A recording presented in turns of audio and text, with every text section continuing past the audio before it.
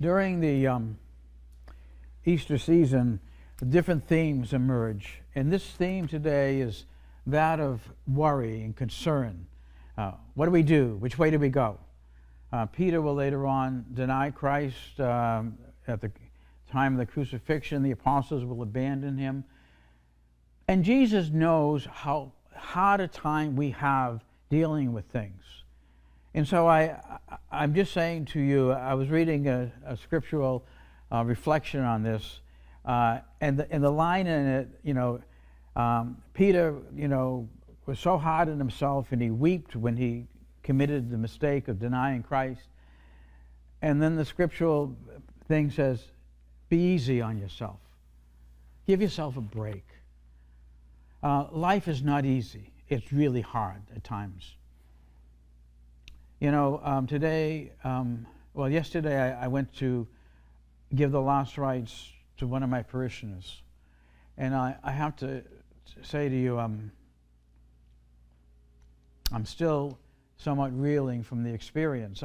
I went over to see the person, and I was told the person was upstairs, so I was going upstairs, and I thought there was an elderly gentleman that I had to anoint.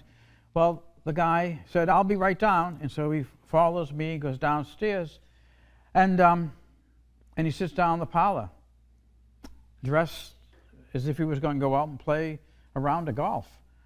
And I looked at him. He said, yes. He said, you're here to anoint me. He said, I have 4th stage cancer. He said, I have 3 weeks to live.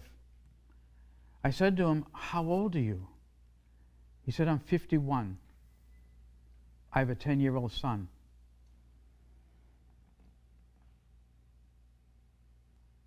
As you know, I battled cancer 30 years ago.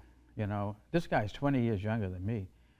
And I could just see the absolute overpowering sense of hopelessness that he seemed to be dealing with. Not that he lost his faith, but it just whatever.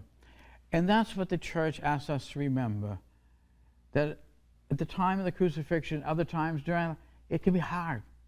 And we're supposed to be there for one another and pray for one another. And that's what I do. I ask you to pray for him. And that's why mothers, we celebrate Mother's Day this weekend. Mothers are so precious to us because they're the ones who have watched over us and helped us through the worst crises in our lives. And so today, as we celebrate this Sunday liturgy, let us pray for one another. Let us thank our mothers and grandmothers, and let us thank our Blessed Mother Mary, who 100 years ago in Fatima, she came to counsel and comfort the world at a very dark time in human history. Let us be there for one another in the Eucharist, as Jesus was there for Thomas, and may we give each other strength.